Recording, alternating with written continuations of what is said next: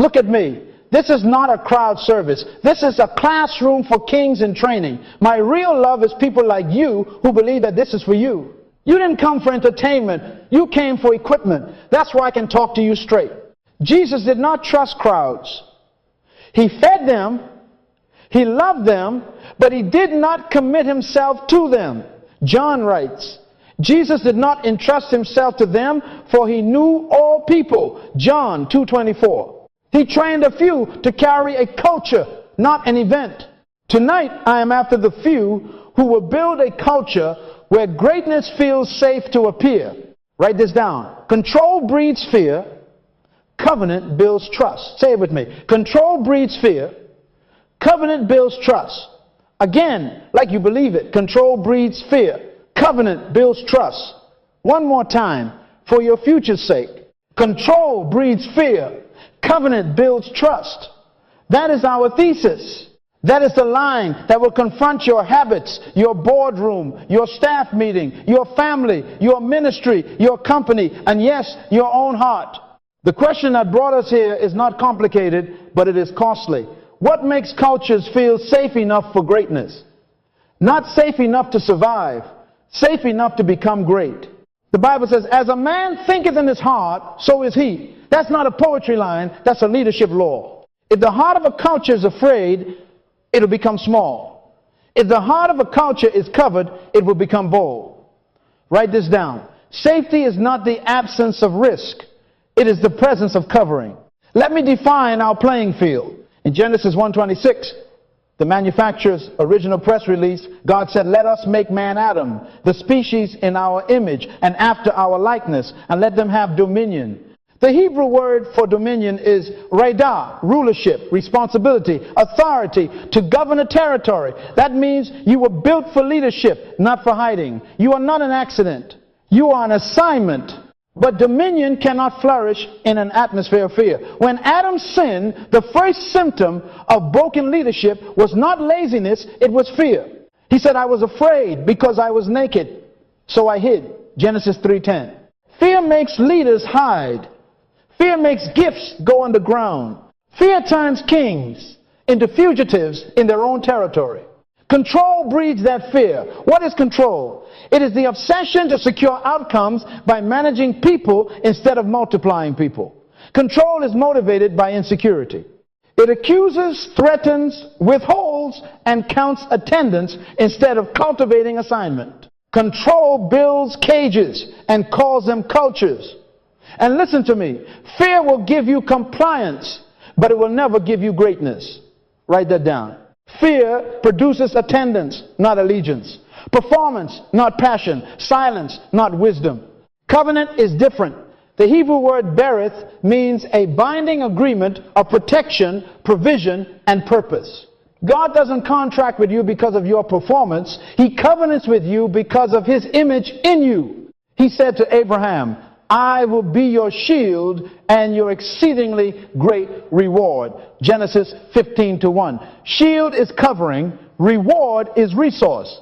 That is leadership. You cover the people so they can become who God saw before he formed them. Psalm 91 says, he who dwells in the secret place of the Most High shall abide under the shadow of the Almighty. That shadow is covering. When there is covering, people take holy risks. They stretch, they think, they try, they fail forward, they grow, they bring their whole self because they feel safe to be seen. Write this down. Safety is not softness. It is strength aimed at protection. Safety is not pampering. It is positioning. Safety is not comfort. It is covenant. This session is not about being nice. It's about building a system that mirrors the king. In the kingdom, covenant comes before commandment. Identity comes before instruction. God tells Jesus, this is my beloved Son, in whom I am well pleased. Before Jesus performs a single miracle, Matthew 3:17. Identity was covered before assignment was demanded. That's the model. Cultures feel safe when identity is honored and covered before performance is demanded. Let me disturb you. Leadership is born when toleration ends. If you tolerate fear in your environment, you will never change it. If you tolerate control in your vocabulary threats, surprise audits to terrify, public shaming to motivate, you will never see the leader trapped inside your people. I am here to end your toleration. Say it with me. I end my toleration of fear. Say it again. I end my toleration of fear. One more time for your descendants to hear you. I end my toleration of fear. Now, why am I so intense about this? Because vision is more important than leadership. Yes, I said it. Leadership without a clear covenantal vision becomes control. Vision defines where we are going. Covenant defines how we will travel. Trust determines who will still be with us when we arrive. If the blind lead the blind, both fall into a pit. That's Jesus, not me. Don't be impressed with power. Ask where we're going and how we are covering the people on the way. The lion doesn't have the size of the elephant or the speed of the cheetah. But when the lion sees an elephant, his mind says lunch. The elephant sees a lion and his mind says eat me. Same jungle, different belief. As a man thinketh.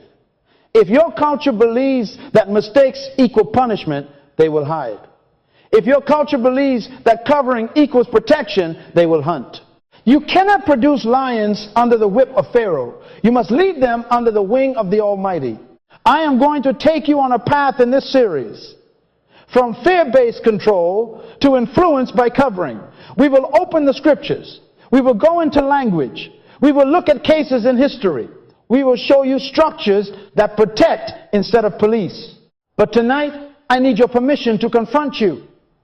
Because you cannot install a new operating system while celebrating the old virus. Control is a virus.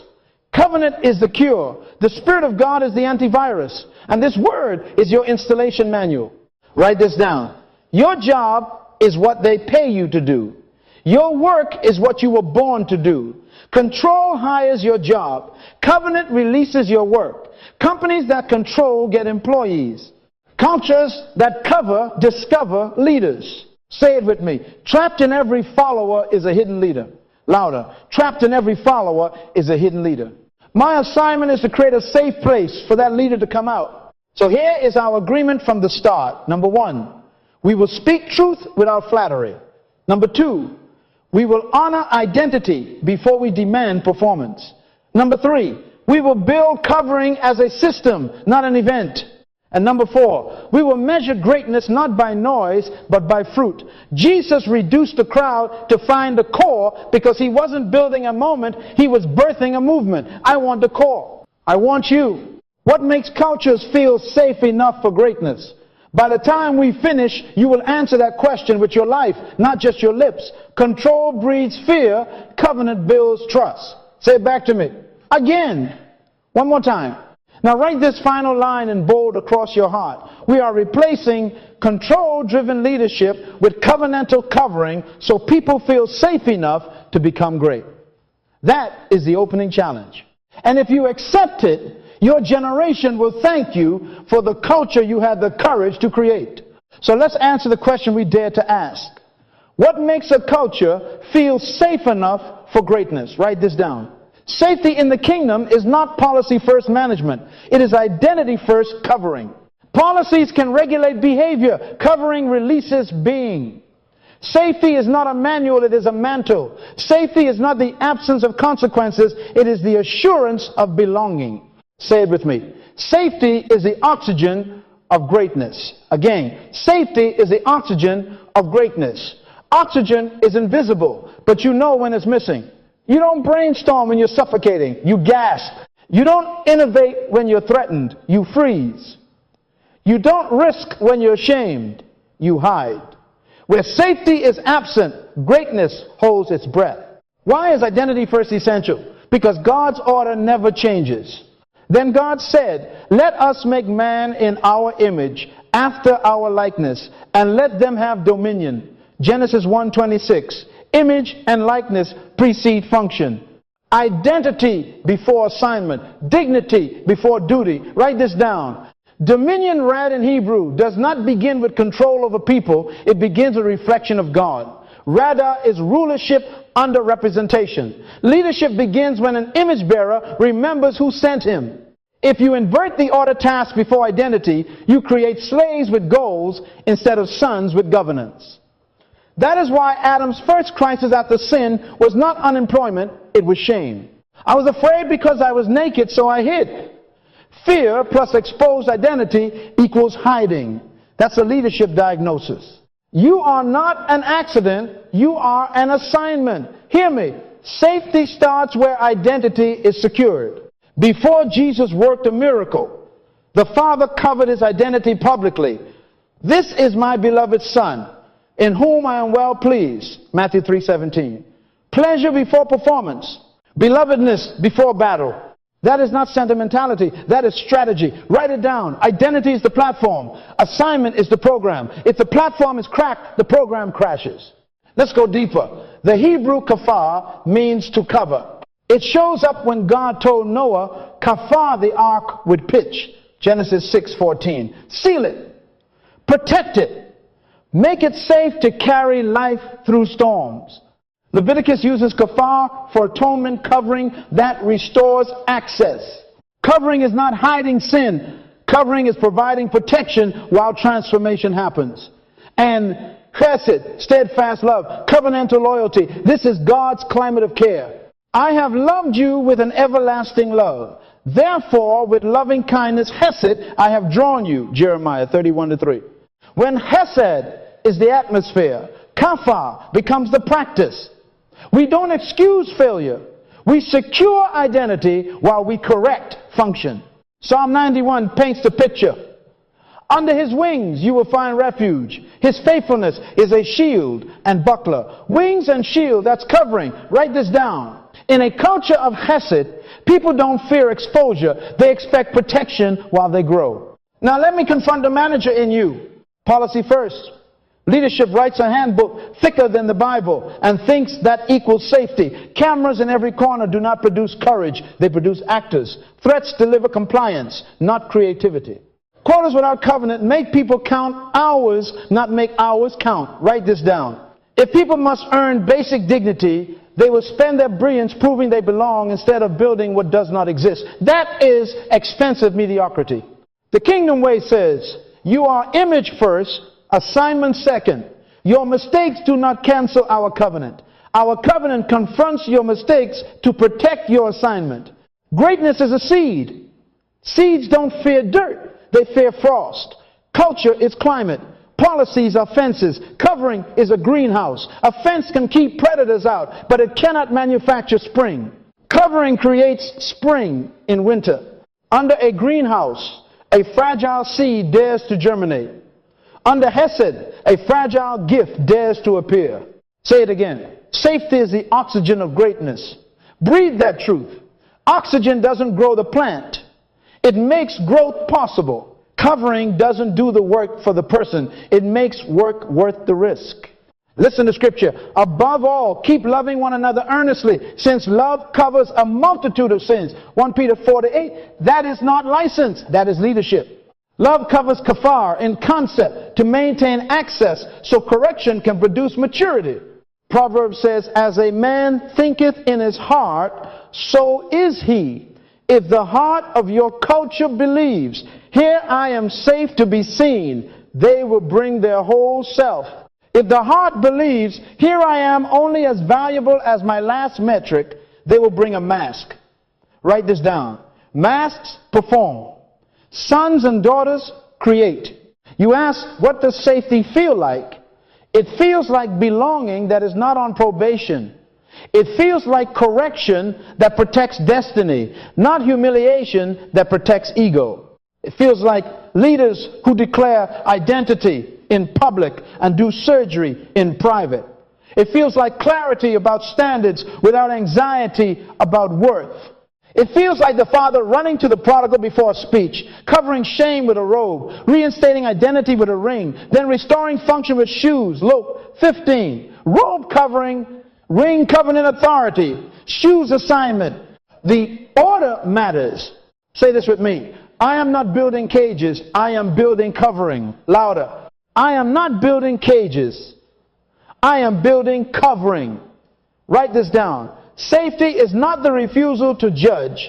It is the refusal to condemn identity while we judge fruit. Jesus said every tree is known by its fruit, but he never confused the tree's nature with a bad season. That's chesed thinking. You prune branches, you do not burn the orchard. Some of you lead homes, teams, churches, companies. Who is responsible for safety? Who's the leader? No one. And everyone, the head models it, yes, but every member must practice it. A $4 attitude, one sarcastic comment can puncture the greenhouse. So we start where? In the heart. We will give you practices later, but hear me now. If you don't believe people carry God's image before they perform a task, you will never sustain a safe culture. Belief precedes behavior. Mindset precedes methods. Vision of identity precedes version control of behavior. Let's seal it. Say it with me. Until it writes itself into your subconscious. Safety is the oxygen of greatness. Identity before assignment. Chesed in the atmosphere. Kafah in our practices. You are not an accident. You are an assignment. Culture feels safe when the image is honored and covered before performance is demanded. What did I say? Write it down. Then prepare your heart. Because once you install this belief, greatness will stop holding its breath in your house. Now we put on the kingdom lens that changes everything. Write this down. The way you see people determines the way you lead people. If you see them as risks to be managed, you will build contracts. If you see them as images to be covered, you will build covenant. One creates suspicion, the other creates safety. One polices behavior, the other protects becoming. What is a contract? A contract is an exchange protecting self-interest with exit clauses and surveillance. It says, if you do X, I will do Y. If you fail, I will punish or exit. I have cameras, clauses, and countdowns. A contract assumes mistrust, so it installs mechanisms to monitor and to manage.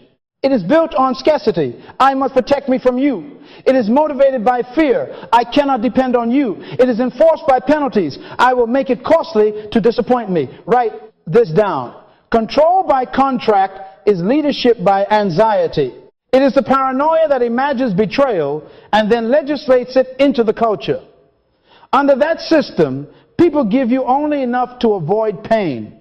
They comply. They do not create. They stay safe. They do not become great. Now hear the word of the Lord. Covenant is different. The Hebrew word is bereth, literally a cutting, a binding pledge of life and loyalty. The Greek is diatheke, a testament, a will, a one-sided declaration of commitment from the stronger to the weaker.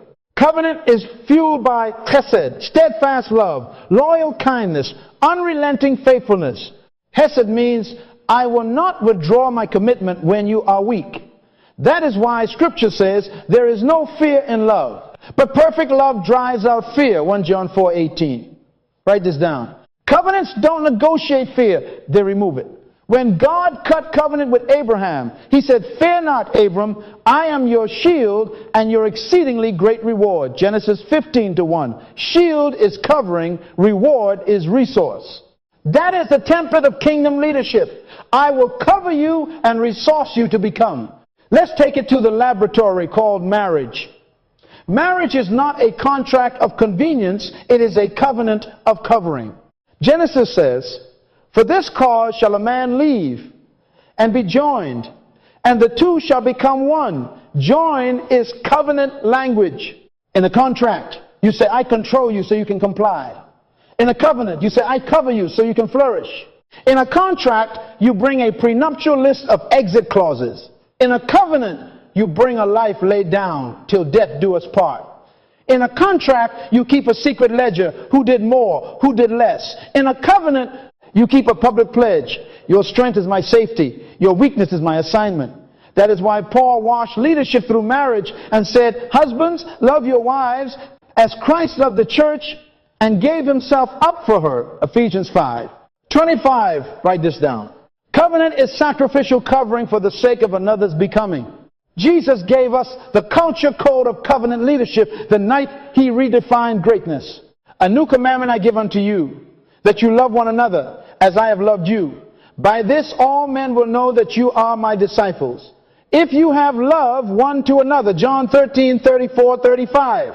He didn't say by your contracts, your policies, your surveillance. He said by your covenantal love. How did he love? He covered, he washed feet before the betrayal. He restored Peter after denial. He fed the faith of Thomas in his doubts. That is Hesed, loyal love that removes the terror of rejection. Say it with me. Love is our culture code. Again, love is our culture code. One more time, like leaders. Love is our culture code. Write this down. Contracts manage risk. Covenants remove fear. Say it again until it rewires the hard drive. Contracts manage risk. Covenants remove fear. Why is that critical? Because greatness is allergic to fear. Fear suffocates initiative. Fear edits ideas before they are spoken. Fear causes people to hide their gift behind safe tasks. But when fear is removed by covenantal covering, human beings enter the garden again. They risk, they reach, they repent quickly, they recover swiftly, they grow boldly. That atmosphere is where dominion returns and destiny starts talking. Let me paint two rooms. In the first room, there are cameras in the ceiling, time clocks by the door, a policy manual thicker than a Bible, and a leader who quotes the handbook more than he quotes his vision. People whisper, they wait, they count minutes. They hide mistakes until they cannot hide them anymore. In the second room, there is clarity of purpose, promises of protection, correction delivered in private, praise delivered in public, and a leader who says, I will shield you while you stretch. People speak. They try. They bring their whole mind. They confess early. They recover fast. Now, who is the leader in those rooms? No one. And everyone in the first rank runs the room. In the second, responsibility leads the room. That is covenant. Ruth looked at Boaz and said, spread your garment over your maidservant. Ruth 3-9. That is covenant language. Cover me so I can be secure. He responded with Hesed. And a broken foreign widow became a matriarch in the royal line. Covering releases potential that contracts will never see. Write this down. When you cover someone, you prophesy to their future. When you control someone, you punish their present. Some of you lead like Herod, afraid of a baby's title, so you legislate to kill possibility. But the king leads like a shepherd. Your rod and your staff, they comfort me. Psalm 23-4. Rod is authority, staff is guidance. Both create comfort, safety. Covenant wields power to protect, not to threaten. That safety releases song in the valley and strategy at the table. What does a contract produce? Compliance, minimums, silence. What does a covenant produce? Trust, initiative, courage. People take ownership because they feel owned by love. Leaders, hear me. You cannot contract people into destiny. You must covenant them into it. You cannot police greatness into appearing. You must protect it into emerging. That is why God made a diatheke with us, a testament sealed by blood, so we would stop performing for acceptance and start performing from acceptance. While we were yet sinners, Christ died for us. He removed the fear of rejection so we could run toward transformation. Say it with me. Only covenantal commitment creates the felt safety that unleashes greatness. Again, only covenantal commitment creates the felt safety that unleashes greatness. Write this final line down and tattoo it on your leadership. I will not lead by contract to get compliance. I will lead by covenant to release courage. When you make that shift, you stop counting heads and start cultivating hearts. And when hearts are covered, heads will willingly carry vision further than your policies ever could. Now, let's run a symptom check on your culture. How does control colonize a people? It starts the same way it started in Egypt, fear of loss. Pharaoh looked at Israel and said, behold, the people are more and mightier than we. Come, let us deal shrewdly with them. Exodus 1-9-10. Write this down. Fear of loss breeds control of people. When leaders fear losing numbers, power, approval, or position, they stop multiplying people and start managing bodies. Pharaoh's strategy was simple. Increase pressure, reduce agency, keep them too tired to imagine. Later he commands, you shall no longer give the people straw to make bricks. Let them go and gather straw for themselves. Exodus 5-7. Bricks without straw. Hear me. Control demands bricks without vision. It loads tasks without meaning. It multiplies quotas and subtracts dignity. That is colonization, when the outside threat becomes an inside timidity. The enemy doesn't need chains if your people build their own prisons. King Saul is our next case. Israel celebrates a rising gift.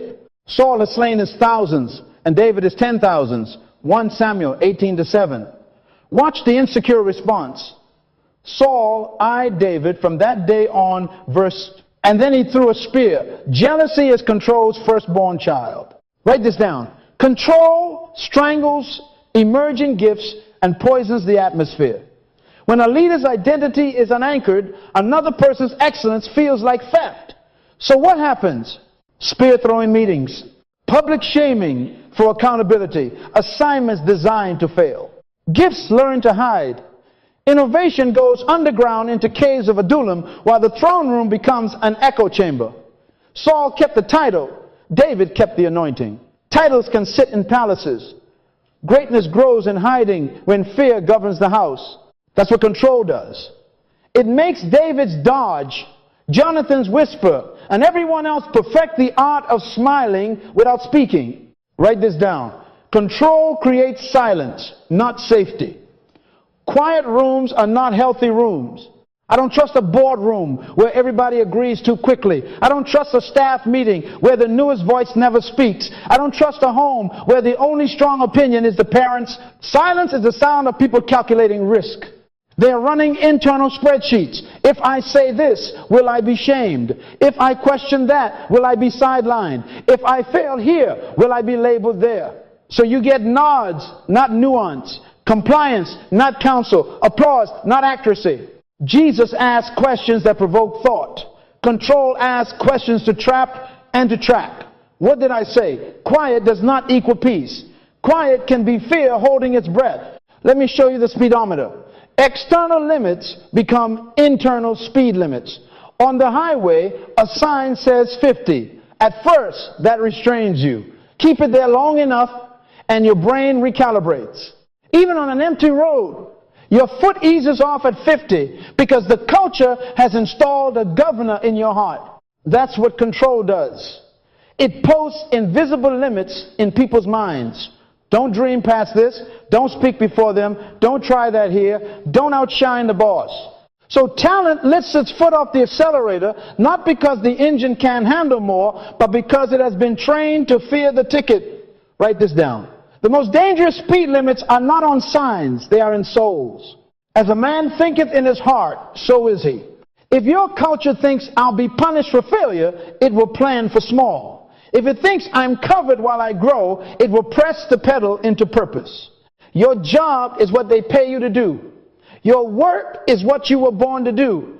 Control confines job. Covenant releases work. A controlled culture obsesses over job description and weaponizes it. That's not your lane. Stay in your box. Don't ask why. Just do. In that environment, brilliant people exchange their calling for a checklist. But when covering leads, job becomes a platform for work. A receptionist becomes a gatekeeper of hospitality gifts. An intern becomes a research engine, discovering solutions. A drummer becomes a cultural thermostat. If they fire you, your gift goes with you. Control wants your hands. Covenant awakens your heart. Do an outcome audit. Write this down. Fear yields secrecy, flattery, and burnout. Safety yields truth, creativity, and longevity. Fear breeds secrecy because people hide data to survive no bad news until it's too late. Fear breeds flattery because praise becomes currency to buy protection. Honor is replaced by manipulation. Fear breeds burnout because constant vigilance is exhausting. Perform to be safe, pretend to be valued, produce to be human. On the other hand, safety breeds truth. People surface issues early because they trust the response. Safety breeds creativity. Risk is normalized, not criminalized. Safety breeds longevity. People can imagine a future here because the culture invests in who they are, not just what they do. Let me ask you uncomfortable questions. In your last meeting, who spoke the least and why? When was the last time someone told you a truth you did not want to hear and were rewarded, not removed? How many times do problems arrive on your desk fully cooked because people were afraid to show you the raw ingredients? How many top performers are exhausted from pretending? How many new ideas die in hallway conversations because the room is not safe for their birth? Write it down. Control suffocates gifts and makes people hide. Fear can never produce greatness. Say it with me. Fear can never produce greatness. Again, fear can never produce greatness. Scripture agrees. God has not given us a spirit of fear, but of power and of love and of a sound mind. 2 Timothy 1:7. Power, capacity to act. Love, hesed, the climate of covering. Sound mind, clarity without panic. Fear is not a leadership tool. It is a leadership toxin. There is no fear in love. But perfect love casts out fear. 1 John 4:18. Love doesn't coddle dysfunction. It casts out fear so truth can do its work. David's mighty men did not begin as mighty. They came to him in distress, in debt, and discontented. 1 Samuel 22:2. Under covering, misfits became warriors. Under control, warriors become fugitives. Which way does your culture flow? How does control colonize? Subtly. It hides in language because I said so. It hides in structures, approvals layered like a fortress. It hides in rituals, public corrections for private infractions. It hides in rewards, celebrating loyalty over fruit, noise over wisdom, hours over outcomes. It hides in assumptions. People are lazy unless policed. And then it sets up idols, attendance, optics, and fear of man. Write this down. Whatever you reward, you repeat. If you reward flattery, you will multiply liars. If you reward risk-taking for vision under covering, you will multiply leaders. This is a diagnosis, not a condemnation. The good news is that colonization can be reversed, but not while we romance our symptoms. We must name them: silence, secrecy, flattery, burnout, internal speed limits, bricks without vision, spears in boardrooms. If you can see it, you can confront it. Leadership is born when toleration ends. Tonight, end your toleration of fear's fruits. Because until you do, greatness will keep hiding in caves while thrones grow quieter and colder. And quiet thrones do not build kingdoms. Covered people do. Let me define covering. Covering is protective strength positioned for another's potential. Write this down. Covering doesn't stop storms. It secures people so they can move through storms. Picture an umbrella. The rain still falls. The wind still howls. But under the umbrella, movement is possible. Conversation continues. Decisions are made. An umbrella doesn't rebuke the weather. It reorganizes your posture in the weather. That is leadership. You don't remove every risk. You remove the terror of exposure. You don't deny the rain. You ensure your people can walk, think, and take holy risks while it rains. Now here Jesus defined his own leadership. I am the good shepherd. The good shepherd lays down his life for the sheep. The hireling sees the wolf coming, leaves the sheep, and flees. John 10:11-13. Write this down. Covering is when leadership stands between danger and destiny. The shepherd doesn't hide the pastures. He absorbs the bite so the flock can graze. He takes the weather so they can learn to walk. He shoulders accusation so they can attempt bold things without the bruise of public shaming. The hireling manages outcomes. The shepherd carries burdens. Psalm 91 paints heaven's angle. He will cover you with his feathers, and under his wings you will find refuge. His faithfulness is a shield and buckler. Write this down. Security precedes assignment.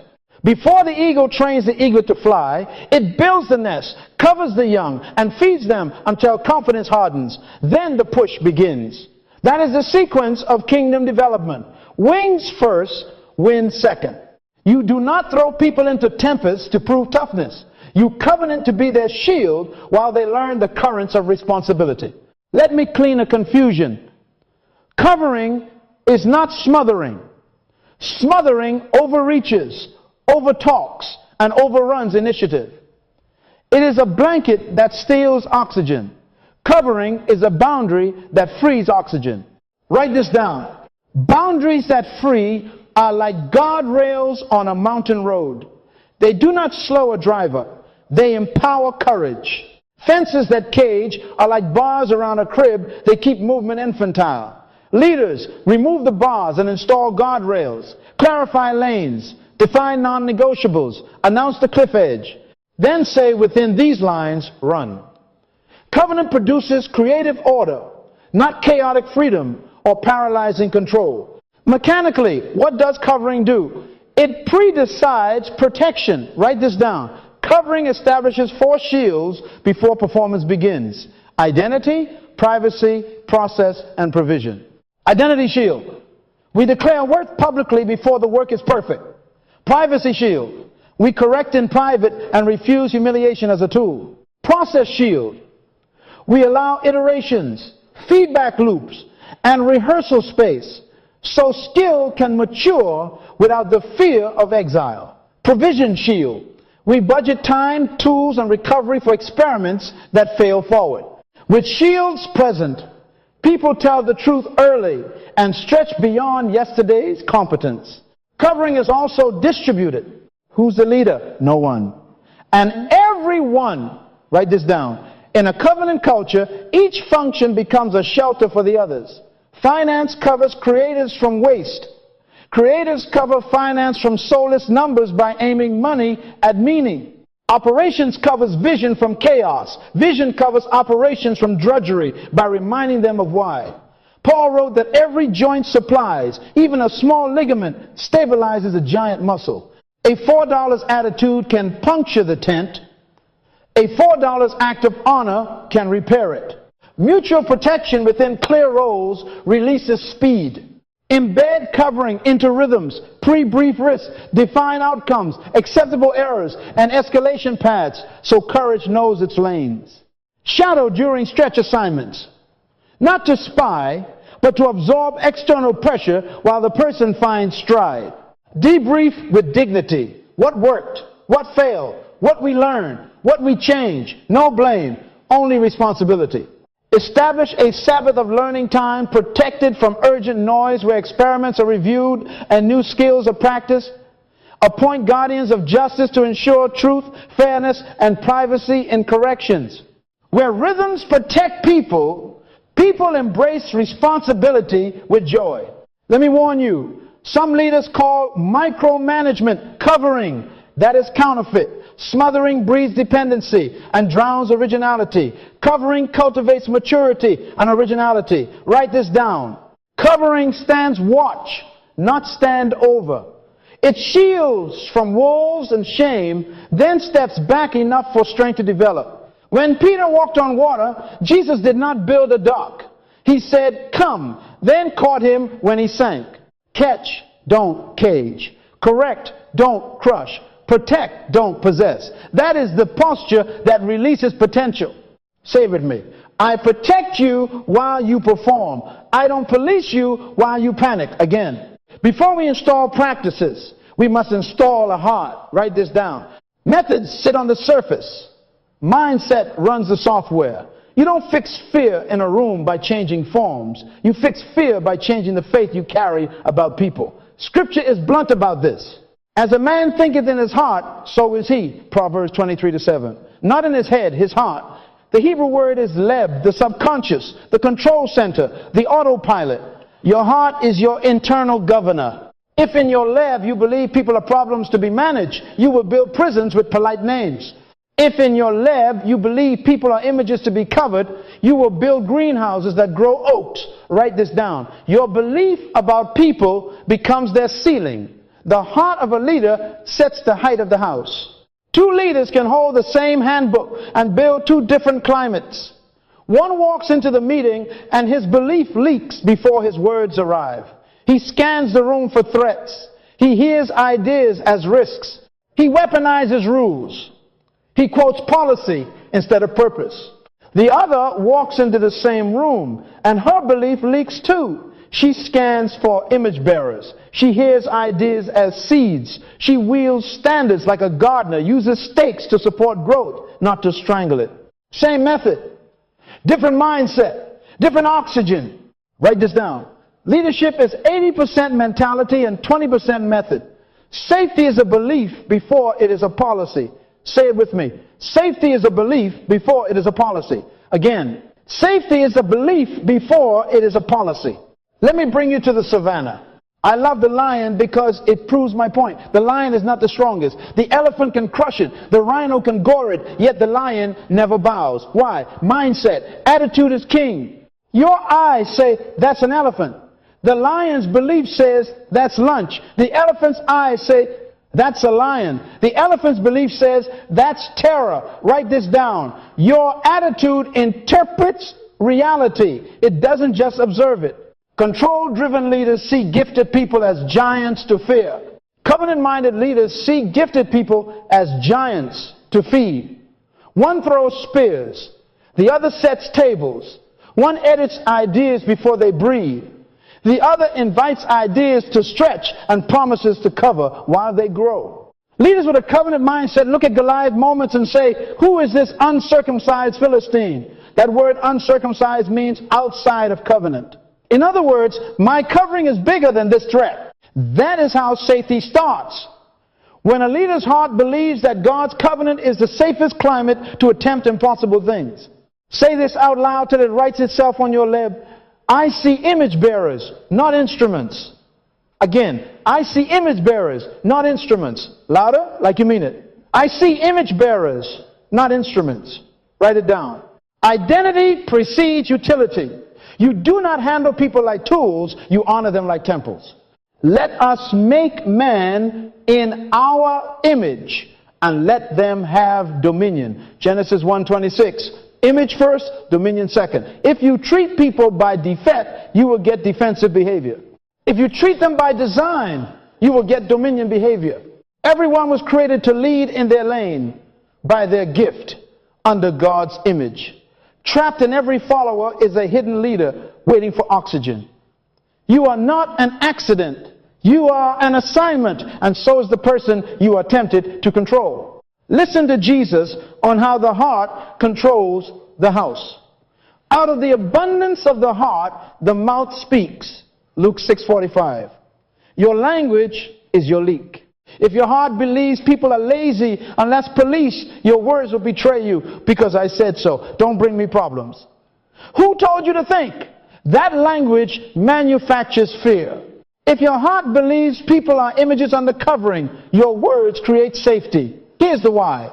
Bring the raw data early. You are safe to try. I will correct you without condemning you. Write this down. The culture you hear is the heart you carry. Life and death are in the power of the tongue, but the tongue draws from the well of the heart. Change the well, and the water changes. I must confront a quiet idol. Suspicion masquerading as wisdom. Many leaders call it discernment. It is not. It's trauma. Pharaoh was suspicious and built cities of bricks. Jesus was discerning and built people into a body. Say it again. I see image bearers, not instruments. Covenantal covering starts with a presumption of design, not a presumption of deceit. Does that mean we ignore sin? Never. It means we judge fruit without condemning identity. It means our default setting is chesed, loyal love, that refuses to panic. Perfect love casts out fear. 1 John 4:18. If fear remains, check the love in your heart, not just the locks on your doors. How do you know what you really believe about people? Watch yourself when they fail. Your reaction reveals your revelation. Do you reach for a spear or for a shield? Do you expose them to protect your ego or cover them to protect their destiny? David covered Saul in the cave, though Saul would not have covered David. That hard posture made David safe for a nation. Write this down. Greatness is safe under leaders who are safe in their hearts. If you are secure in your image, you won't need to control someone else's. Let me give you a mind renovation. Replace 3 beliefs tonight. First, replace people are liabilities with people are latent leaders. Second, Replace I must prevent failure with I must protect learning. Third, replace honor is earned with honor is bestowed by image and stewarded by fruit. Say it with me. Everyone was created to lead. Again, everyone was created to lead. When you believe that, your eyes change. You start looking for seeds, not weeds. You start speaking to the leader hidden in the follower. You start designing rooms where voices are invited without permission slips. David prayed, create in me a clean heart, O God, and renew a right spirit within me. Psalm 51:10. Clean heart, right spirit. That is leadership language. Ezekiel heard God promise, I will take away the stony heart and give you a heart of flesh. Ezekiel 36:26. Leaders, ask for this surgery. A stony heart can only enforce, a living heart can cover. Write this down. Before you restructure your org chart, let God restructure your heart. Mindset before methods. Belief before policies. Heart before handbook. Seal it now. Put your hand on your chest and declare, I choose covenant in my heart. I see image bearers, not instruments. I expect growth, not perfection. I will cover before I correct, and I will correct to protect destiny. Leadership is 80% mentality and 20% method. My belief system will make my culture breathe safety. Say it one more time for the record of heaven and the recalibration of your lib. I see image bearers, not instruments. When this belief takes root, policies become tools, not crutches. Correction becomes coaching, not courtroom. And your culture inhales enough oxygen for greatness to stop hiding and start building. Now we build a structure that lets safety breathe. Write this down. Safety rises from clarity, not from control. Clarity is kindness. Confusion is cruelty. In the kingdom, we do not centralize power, we distribute function. Everyone leads somewhere. Say it with me. Everyone leads somewhere. Again, everyone leads somewhere. Let me take you under the hood. I love cars because they don't lie. Picture a $90,000 machine. Sleek, powerful, a masterpiece of engineering. The engine hums with cylinders, pistons, belts, sensors, coils. Then a $4 wire comes loose. The whole car stops. The owner is furious at a wire. But the mechanic smiles and says, Sir, the wire leads in its function. Who's the leader of the engine? No one. And everyone. The spark plug leads when it's time to ignite. The piston leads when it's time to compress. The oil pump leads when friction rises. And the little $4 wire, it leads the moment connectivity is required. Importance is contextual and interdependent. Write this down. In a healthy system, leadership is functional, not positional. Gifts govern, titles serve. Scripture has been teaching this forever. For the body does not consist of one member, but of many. The eye cannot say to the hand, I have no need of you. 1 Corinthians 12:14-21. God arranged the body, giving greater honor to the part that lacked it, that there may be no division, so that each part supplies what is needed. 1 Corinthians 12:24-25. Ephesians 4:16. That is distributed functional leadership. Every joint supplies. The hidden parts are honored because they carry unseen loads. The loud parts are humbled because they are not all that matters. Write this down. When you honor function over position, you manufacture safety because no one must pretend to be everything. They can be exactly who God designed, and that is enough. So how do we design it? Start with domains. A domain is a territory of responsibility where a gift governs. Define it. Name it. Write the mandate on paper. Purpose. Why does this domain exist? Authority. What decisions can it make without permission? Boundaries. What must it consult before it moves? Measures. What fruit proves it is healthy? Resources. What budget tools and people are entrusted? When people know their domain, they know where they lead. Write this down. When people know where they lead, they stop competing and start contributing. Competition is the symptom of undefined domains. Contribution is the fruit of defined leadership. Next, install decision rights. There are only 4 you need to master. I decide, I recommend, I must be consulted, I am informed. That's it. Put those 4 by every major decision. Who decides hiring in the domain? Who recommends budget priorities? Who must be consulted before we change a process? Who is informed after we move? If you do not define this, politics will define it for you. Politics is the informal system that fills the vacuum of unclear authority. Write this down. If you don't draw the map, the loudest voice will. And the loudest voice is not always the wisest gift. Now, handoffs. Great teams don't drop the baton. Create service covenants between domains. Simple, written agreements that say, when A finishes, B begins within X hours with Y quality through Z channel. Not war and peace policy. 1 page. Triggers, timelines, and checklists. Agree on escalation paths that are blame-free. If the baton fumbles, the person who spots it first owns recovery, not shame. We correct in private. We celebrate in public. We fix the system, not the soul. Safety grows when the path is clear. Anchor it in cadence. Daily 5-minute stand-ups by domain. What did we do? What did we learn? What do we need? Weekly cross-domain syncs to surface interdependencies. Monthly retrospectives that ask 3 questions. What will we start? What will we stop? What will we strengthen? Don't meet to fill calendars, meet to exchange leadership. Say it with me. Meetings are for movement, not for monuments. Let me take you to the tent of Moses. Jethro watched a gifted leader drown under undifferentiated demand. He said, what you are doing is not good. You will wear yourselves out. Then he gave a structure. Teach them statutes and show them the work. Appoint leaders of thousands, hundreds, 50s, 10s. Let them judge the small matters.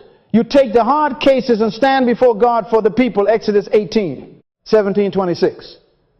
That is domain, decision rights, and handoffs. Moses kept vision. Others executed function. Vision is more important than leadership, because vision tells every leader where their function fits. Write this down.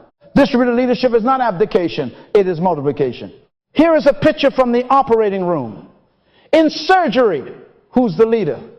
The surgeon leads when the cut matters. The anesthesiologist leads when the breath matters. The nurse leads when sterility matters. If anyone decides to control everything, the patient dies. But when each gift governs its function, life is preserved. No one and everyone. That is safety by clarity. Some of you are afraid that if you share leadership, you will lose control. Hear the word. Your rod and your staff, they comfort me. Psalm 23:4. Authority used to protect creates comfort.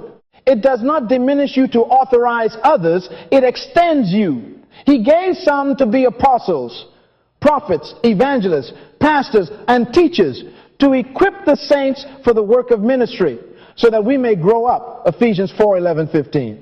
Equip means place tools in the right hands for the right functions. If everything must come back to you, you are the $4 wire that is disconnected. Reconnect, not by hoarding control, but by supplying clarity. Declare this with me. In this house, gifts govern.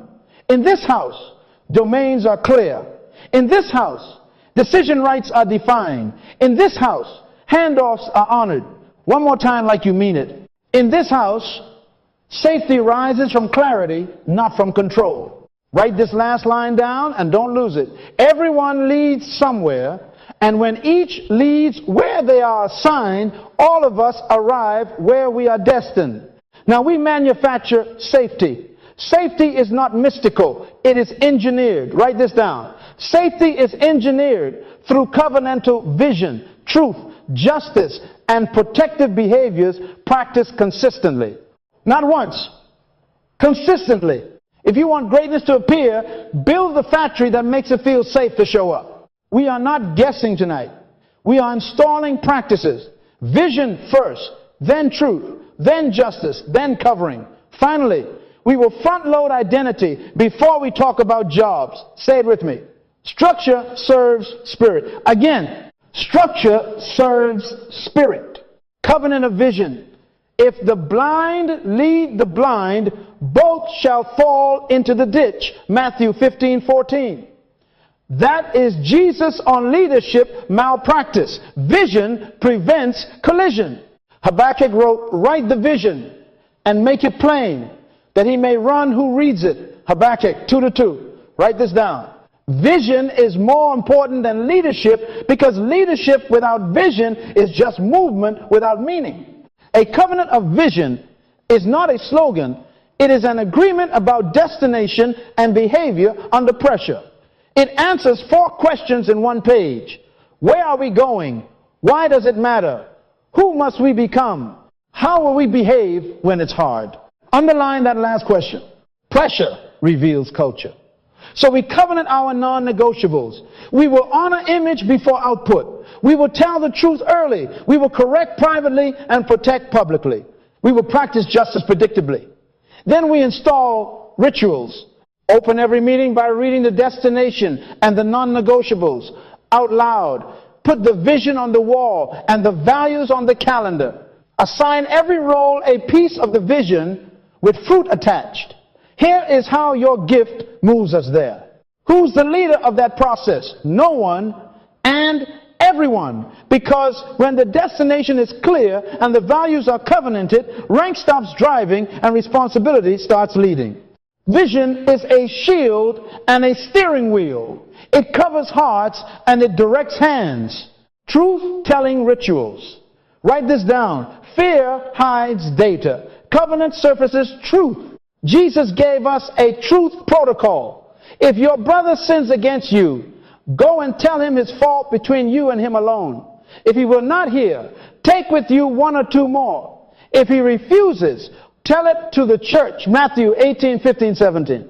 That is not punitive. That is restorative. It is designed to protect dignity while pursuing accuracy. Engineer this into your rhythm. Establish weekly or bi-weekly retros, 30 minutes with 4 questions. What advanced our vision? What confused us? What damaged trust? What will we try next? And who needs covering to try it? Then install dissent by design. 1 seat in every meeting. Is the wisdom chair assigned to challenge assumptions without punishment? You rotate it. You honor it publicly. You clap for it when it saves you from the ditch. Teach your people the sentence stems of safety. Here's a risk I see. I may be wrong, but let me test a different angle. Make telling the truth normal, not heroic. Reward the first person to name a problem, not the last person to spin the story. Speaking the truth in love, we grow up. Ephesians 4:15. Write this down. Honesty without punishment accelerates intelligence. Punishment without honesty multiplies ignorance. Just processes. The kingdom word for justice is mishpat, predictable, principled judgment, and its partner is tzedakah, righteousness in relationships. God says, justice, justice you shall pursue. Deuteronomy 16:20. Why twice? Because injustice is stubborn. Write this down. Predictability equals safety. People can endure correction if they can predict it. Build and publish a clear pathway for discipline that is restorative, not retaliatory. Step 1. Clarify the standard and inquire, not accuse. Step 2. Coach with a plan and time-bound support. Step 3. Consequence proportionate to pattern, not panic. Step 4. Restoration pathway that measures growth, not groveling. Post your decision criteria. Record major decisions with the why, not just the what. Act 10:34 says God is no respecter of persons. That means we don't have favorites. Policy does not bend for personalities. When conflict arises, invite neutral witnesses early, not late. And when someone stumbles, remember Galatians 6:1. If a man is overtaken in a fault, you who are spiritual restore such a one in a spirit of meekness. Restoration is not avoidance. It is disciplined love. The rod and the staff comfort because they are used to protect, guide, and align, not to humiliate. Covering behaviors. These are the daily signals that say you are safe here to become great. Write this down. Protection shapes perception. 2 simple rules. Praise in public, correct in private. Leaders, if you must confront publicly, it must be about a principle, not a person. Jesus washed feet before betrayal. He restored Peter by a fire and a breakfast, not by a press release, John 21. Next rule, take blame, share credit. In crisis, use I. In success, use we. When a mistake is made under your covering, stand in front of the team and say, that's on me, I created the conditions. Then walk to the person privately and coach them like they are our future. Faithful are the wounds of a friend, Proverbs 27:6. But friendship does not perform surgery in the street. Celebrate learning, not just victory.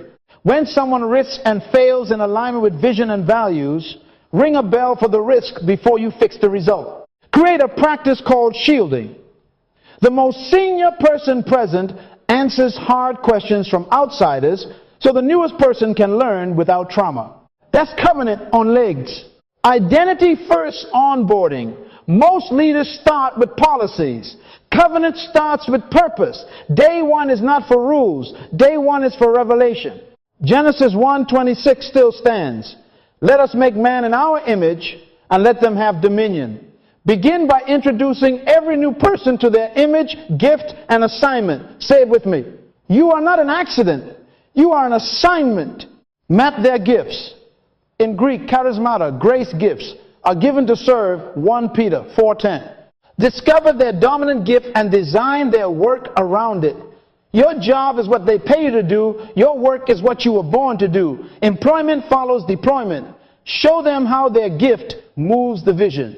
Give them a covenant card they sign, and you sign, we will cover you while you grow. You will tell the truth early. We will practice justice predictably.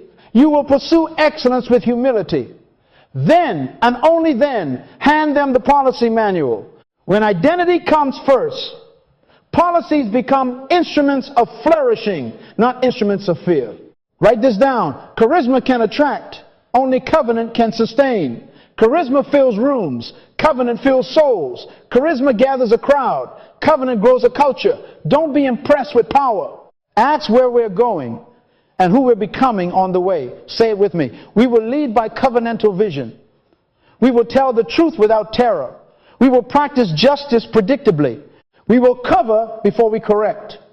And we will correct to protect destiny. Again, we will lead by covenantal vision. We will tell the truth without terror. We will practice justice predictably. We will cover before we correct. Leadership is born when toleration ends. End your toleration of randomness. Install these practices. Do them until they do you. Because when vision is covenanted, truth is ritualized, justice is predictable, and covering is visible, people will breathe. And when people breathe, purpose runs. And when purpose runs, greatness stops hiding and starts building. We have built the language and the structures. Now let history testify. Write this down. Case studies don't lie. They expose the root that produced the fruit. Let me start with a woman on a bus. Rosa Parks was not tied in her legs. She was tied in her soul. She decided to stop tolerating dishonor. Leadership is born when toleration ends. But hear me, her courage did not stand alone. A covenantal covering formed around a moral vision. Dr. King and a community of pastors, mothers, students, and shopkeepers created a safe house for courage. Carpools were organized. Legal teams were assembled. Kitchens became command centers. Ushers became street marshals. They built a shield so ordinary people could do extraordinary things. That is covering. It is protection positioned for potential. They declared the identity of a people before demanding performance. They preach, let justice roll down like waters and righteousness like a mighty stream. Amos 5:24. And because the vision was covenantal, not contractual, no one had to be paid to do right. They joined a promise bigger than fear. Who was the leader of the movement? No one. And everyone, yes, King, carried vision. But the mother with a station wagon led when the morning came. The printer led at midnight with flyers. The deacon led when the police arrived with a smile and a hymn. The fruit? Courage, creativity, community. Write this down. Covering manufactures public safety for courage. People dare when they know they are not alone. Now look at the first ecclesia. the prototype of a safe culture. They devoted themselves to the apostles' teaching and fellowship, to the breaking of bread and prayers. All who believed were together and had all things in common. They distributed to each as any had need. Acts 2:40, 2:45. Later we read, the full number of those who believed were of one heart and soul. There was not a needy person among them, and great grace was upon them all. Acts 4:32, 35. That is covenantal covering in the wild, needs met. Shame reduced. Fear lowered. Initiative increased. When fear drops, gifts rise. Peter and John, once hiding, stood before councils with boldness and said, we cannot but speak of what we have seen and heard. Acts 4:20. Why? They were covered by a praying, giving, truth-telling community. The place shook, not because they shouted, but because they covenanted. Write this down. Generosity is a shield. Fellowship is a firewall. Teaching is a guardrail. When covering is present, people confess early, they take holy risks, and they stretch without terror of exposure. Let's walk into a cave with David. You know the story. Saul hunted him. Opportunity arrived to take Saul's life, and David's men said, the Lord has delivered your enemy into your hand. David cut a corner of Saul's robe, and then his heart smote him. He said, the Lord forbid that I should do this thing to my master, the Lord's anointed. 1 Samuel 24. Instead of control, he chose covering. He protected Saul's dignity while confronting his behavior. He stood in the mouth of the cave and held up the fabric truth with honor. That posture made David safe for a nation. Write this down. When you refuse to seize by control what God intends to grant by covenant, you gain legitimacy that cannot be stolen. David's restraint created a climate of safety around his leadership that later drew tribes voluntarily. Covering begets legitimacy. Control may win a moment. Covering builds a throne that lasts. Now, the cautionary tale. I must be a father for a second. Charisma plus control equals catastrophe. Jim Jones gathered people with a gospel of equality, but erected a culture of secrecy, isolation, and fear. He moved his flock into the jungle, away from scrutiny, away from accountability, away from the common table of truth. He exploited loyalty, demanded total obedience, punished dissent, blurred the lines between God's voice and his own appetite. That is not covenant. That is cult. Jesus warned, if the blind lead the blind, both shall fall into the ditch. Matthew 15:14. And fall they did into manipulation, into terror, into mass death. Write this down. Fear masquerading as faith always ends in control. Control always ends in collapse. When covering disappears, panic takes the pulpit and people pay with their lives. This is why leaders must choose the rod and staff that comfort, not the lash and chains that coerce. Back to the template King modeled. He framed a vision anchored in the Imago Dei. Every human bears God's image. He covered with nonviolence, training marchers to absorb blows without returning them protection of moral destiny. He covered with legal teams, with songs that stitched courage to frail hearts, with churches that fed bodies and souls. He corrected injustice without dehumanizing the unjust. The fruit revealed the root. Write this down. By their fruit you will know them. Matthew 7:16. Courage and creativity signal covering. Secrecy and panic signal control. Say it with me. The fruit reveals the root. Again, the fruit reveals the root. Let me make it practical. Audit your culture like Acts 2, like Montgomery, like David in the cave. Do your people confess mistakes early? That's fruit covering is present. Do they bring raw ideas without dressing them in perfection? That's fruit safety is alive. Are meetings places of prayerful purpose and shared bread, or performance anxiety and performance mass? Fruit reveals root. Conversely, is there a fear of bringing bad news? Is truth delayed until the last minute to avoid embarrassment? Are decisions shrouded in secrecy and justified by because I said so? Those are weeds from the root of control. Whatever you tolerate, you will never change. Leaders, stop tolerating panic as policy. Panic is not strategy. It is a confession of unbelief. Even Israel's judges and kings teach us the contrast. When a leader covered the people with covenant faithfulness, think of Hezekiah restoring worship, shielding the nation under prayer. Courage rose and enemies fled. When a leader controlled by fear, think of Saul, throwing spears at sons and servants. Songs died and loyalty withered. Write this down. Control throws spears at the very musicians sent to heal you. Covering invites those musicians to tune the house and strengthen your soul. So what did we learn? Kingdom covering produces courage and community. Cultic control produces collapse. History is your witness. Scripture is your anchor. From the upper room to the bus seat to the cave's mouth, God honors leaders who choose covenant over control. Say it aloud until your left believes it. I cover to cultivate. I do not control to contain. Again, I cover to cultivate. I do not control to contain. The fruit reveals the root. If you want the fruit of boldness, engineer covering. If you want the fruit of creativity, practice generosity and truth. If you crave a community that runs toward Goliath-sized problems, refuse Saul's spears and build David's cave honor with honesty, strength with restraint. Write it down and don't lose it.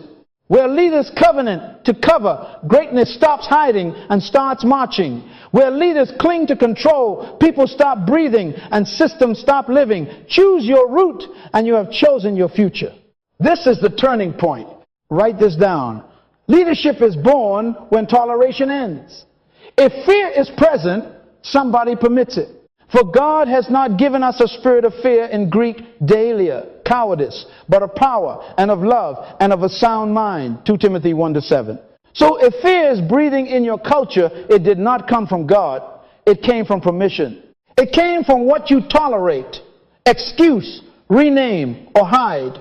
Whatever you tolerate, you will never change. Tonight we end our toleration of fear. First, audit your house. Not with a spreadsheet. Use your ears, your eyes, and your conscience. Where do people whisper? That's where safety has been taxed. Where do people withhold? That's where truth has been punished. Where do people wait for permission to do what the vision already commands? That's where control lives. Walk your halls. Scroll your messages. Sit in your meetings and ask, who edits themselves before they speak? Who brings you only polished data and never raw reality? Who apologizes for asking questions? Who says, I didn't want to bother you because your presence has become a thundercloud? Write this down. Whispers, withholds, and waits are fear's footprints. Follow them back to the leader. Follow them back to you. Repentance is not tears, it is a turn. Metanoia, change of mind, that becomes a change of methods. David prayed, search me, O God, and know my heart. See if there be any wicked way in me, and lead me in the way everlasting. Psalm 139 to 23, 24. Leaders, we begin by confessing the ways we license fear. James 5:16 says, confess your faults one to another, and pray for one another that you may be healed. Healing begins where hiding ends. Stand before your people and name it plainly. I have tolerated fear. I have used surprise meetings to intimidate. I have corrected in public to protect my image. I have rewarded agreement and punished candor. I repent. Write this down. You cannot cover what you will not confess. Public fear must be healed by public covenant. Now make the trade. Replace surveillance with shepherding. Replace secrecy with sunlight. Replace suspicion with standards. Surveillance counts heads and watches clocks. Shepherding counts hearts and watches growth. Jesus didn't say, monitor my employees. He said, feed my sheep, John 21:17. Shepherding walks the floor not to catch but to coach, not to pounce but to protect. It asks, what do you need to succeed? It carries a rod and a staff that comfort, not a spear that humiliates. Psalm 23:4. Secrecy breeds shadows where serpents hide. Sunlight disinfects. Everything that becomes visible is light. Ephesians 5:13. Default your processes to open unless privacy protects dignity. Publish decisions with the why, not just the what. Post criteria before you evaluate, not after you punish. And suspicion, kill it with standards. Set clear, measurable, written expectations so performance is judged by fruit, not by moods. You shall not show partiality in judgment. You shall hear the small and the great alike. Deuteronomy 1:17. Write this down. Where shepherding replaces surveillance, people volunteer truth. Where sunlight replaces secrecy, rumors starve. Where standards replace suspicion, dignity returns. Make covenantal commitments and say them out loud so heaven, hell, and your own heart can hear them. I will cover your learning. I will confront in love. I will keep my word. Numbers 23:19 says, God is not a man that he should lie. Leaders bearing his image must keep their word as oxygen for trust. Say it again. I will cover your learning. I will confront in love. I will keep my word. Covering your learning means failure in alignment with vision is a tuition we invest, not a crime we prosecute. Confronting in love means correction aims at destiny, not at dignity. Keeping your word means dates, decisions, and disciplines are sacred, not negotiable with your mood. Write this down. Fear ends when the leader ends it in public. Call a reset meeting. Bring your core team into the room and do 3 things. 1, confess specifically and ask forgiveness. Name moments, not generalities. 2, announce the tradecraft shift surveillance to shepherding, secrecy to sunlight, suspicion to standards, and hand them the first 2 policy changes that prove you mean it. 3, issue a covenant invitation they sign and you sign. We will tell the truth early. We will practice justice predictably. We will cover learning. We will confront in love. We will keep our word. Then schedule the first 30 days of shepherding touch points because covenant is a calendar before it is a feeling. We will detail that. But tonight, we plant the flag. Some of you must tear down altars that fed fear. Retire the CC the World email ambush. Ban surprise disciplinary meetings. Abolish sarcastic jokes that demean in the name of team culture. End anonymous complaint boxes that become weapons. Replace them with named, protected channels and a predictable, documented response timeline. Stop weaponizing metrics. Use them as mirrors, not whips. Replace closed-door whispers with open-door reviews. Install a standing rule. We praise in public. We correct in private. We escalate problems early without shame. Say it with me. We praise in public. We correct in private. We escalate early without shame. Hear the promise of God to leaders who become coverings. A man shall be as a hiding place from the wind and a covert from the tempest. As rivers of water in a dry place, as a shadow of a great rock in a weary land. Isaiah 32:2. That is leadership safe enough that weary greatness can rest, drink, and then rise. That is your assignment. You are not an accident. You are an assignment to be a shelter where gifts grow bold. Now seal it with your mouth. Put your hand on your chest and declare, I choose covering over control today. Again, I choose covering over control today. Louder with your destiny in mind. I choose covering over control today. Write this down. Today is the most spiritual day in leadership because it is the only day you can obey. Tomorrow is a rumor. Yesterday is a receipt. Today is a covenant. This is your reset. You are not the warden of a prison. You are the shepherd of a people. You are not managing slaves. You are cultivating kings and queens made in the image of God. End your toleration of fear. Make your confession. Make your trade. Make your covenant. And watch what happens when people feel safe enough to become great. Leadership is born when toleration ends. Tonight, birth it. This is your commissioning. Write this down. Deploy your gift under covenant and you will manufacture a culture where greatness feels safe to appear. Your job is what they pay you to do. Your work is what you were born to do. Jobs end, work does not. If they fire you, your gift goes with you. We are not building empires of titles. We are cultivating gardens of gifts. Say it with me. You are not an accident. You are an assignment. Louder. You are not an accident. You are an assignment. And your assignment is to cover, not control. For God has not given us a spirit of fear, but of power, love, and a sound mind. 2 Timothy 1:7. Fear controls. Love covers. Power protects. A sound mind plans. Tonight we plan. 30 days. 4 weeks. Not theory deployment. Write this down. Week 1. listen and trust audit. Week 2, covenant commitments. Week 3, truth rituals. Week 4, just processes and public covering. By day 30, the atmosphere will shift, not by shouting, but by structure that serves spirit. Vision is more important than leadership, because vision tells leadership where to go and how to behave under pressure. Week 1, listening and trust audit.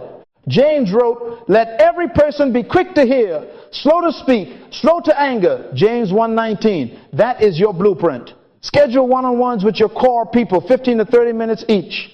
Ask 3 questions and do not defend. What makes this place feel unsafe? To tell the truth. 2, where have I personally taught you to hide? 3, what one protection would free you to risk this month? Listen, take notes, say thank you. Do not explain. Do not fix in the room. Then run an anonymous 5-question pulse to everyone. I feel safe to admit mistakes without punishment. I can disagree here without retaliation. When I raise a problem, someone helps me solve it. My leader protects my reputation while I learn. I know how decisions are made. Use a simple 1-5 scale. That is your psychological safety baseline. Count error reports for the last 60 days. Count new ideas submitted last month. Identify your top 20% performers and check their retention risk. Proverbs says, the purposes in a man's heart are deep water, but a man of understanding draws them out. Proverbs 20:5. Draw it out. Safety begins with listening. Week 2, covenant commitments. Habakkuk 2:2 says, write the vision and make it plain, that he may run who reads it.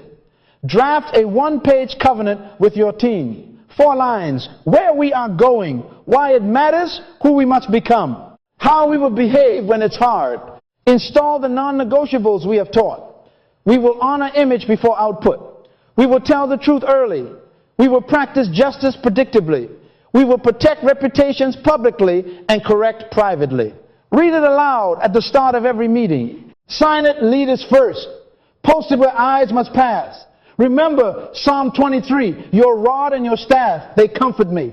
Authority used to protect creates comfort. Publish decision rights by domain. I decide, I recommend, I must be consulted. I am informed. No one and everyone. Gifts govern, titles serve. Vision first, then structure. Vision is more important than leadership because it makes average leaders safe and great leaders necessary. Week 3, truth rituals. Engineer telling the truth without terror. Jesus gave us Matthew 18, not as a weapon, but as a healing protocol. Go privately, bring witnesses, escalate for restoration. Create a weekly 30-minute retro with 4 questions. What advanced our vision? What confused us? What damaged trust? What will we try next? And who needs covering to try it? Rotate the wisdom chair. In every meeting, the assigned dissenter who must challenge groupthink. Clap for the wisdom chair when it saves you. Install an error reporting channel that rewards first notification. Every reported error triggers learning, not lashing. Track time to truth. How long from problem appearing to problem name. Speaking the truth in love, we grow up. Ephesians 4:15. Write this down. Honesty without punishment accelerates intelligence. Make it normal to bring raw ideas without makeup. Measure idea flow, number of new ideas per person per month, and the percentage moved to test within 2 weeks. Week 4, just processes and public covering. Deuteronomy says, justice, justice you shall pursue. Deuteronomy 16:20. Publish a transparent 4-step corrective pathway. Clarify standard and inquire. Coach with a time-bound plan. Apply proportionate consequence for patterns, not panics. Map a restoration path with milestones. Galatians 6:1 commands. Restore such a one in a spirit of meekness. That's covering in motion. Institute shielding. The most senior person answers for the newest in external heat. Practice credit sharing and blame bearing. In public, say I. In victory, say we. Stand before your people and repent for specific controls. You've practiced spears you threw with deadlines. Silence you demanded during dissent. Secrecy you justified. Leadership is born when toleration ends. End your toleration of fear in you first. Then commission 2 emerging leaders to shadow you for 30 days. Meet weekly for 30 minutes. Teach them to cover. Let them co-lead a meeting, run a retro, practice a Matthew 18 conversation with you present, and lead shooting once. What you have heard from me, entrust to faithful men who will be able to teach others also. 2 Timothy 2:2. Multiply covering, not meetings. Now, metrics that matter. Write this down. We measure what we value. We value what we measure. 1. Psychological safety index. The average of your 5 pulse questions. Aim for a 20% increase by day 30. Error reporting rate. Count the number of issues raised per week. If safety rises, this number goes up before it goes down. That's health. 3. Idea flow ideas per person per month and time to test. Healthy cultures test fast. Retention of your best 0 surprise resignations among your top 20% over the next quarter, and a documented growth plan for each 5 supporting signals. Time to truth drops. Dissent appears earlier. Decision rights disputes decline. Restoration cases complete with learning captured. And newcomers can describe the covenant by day 3. By their fruit you will know them, Matthew 7:16. Fruit doesn't lie. Before we close, I want you to decree your deployment. Put your hand on your heart. Say it with me. I am not an accident. I am an assignment. Again, I am not an accident. I am an assignment. My assignment is to manufacture safety so greatness can appear. Say it louder. The world needs me to cover, not control. Again, the world needs me to cover, not control. My gift will make room for me. Proverbs 18:16. My covering will make room for others. My job is what they pay me to do. My work is what I was born to do. Starting now, I deploy my gift to protect, to clarify, to restore, to release. In the next 24 hours, schedule your week 1 conversations. In 72 hours, draft a 1-page covenant. By day 10, post decision rights. By day 15, truth rituals running. By day 25, justice pathway public. Shielding active. By day 30, stand before your people and renew the covenant aloud. Do not wait for perfect. Start with present. Remember Moses' structure saved him from drowning in demands. Remember David restraint crowned him. Remember the upper room covenant birthed courage. Write this last line down and never lose it. Deploy your gift under covenant and you will create a house where gifts breathe, fear breaks, and greatness stops hiding. No one and everyone cover and watch the image of God rise.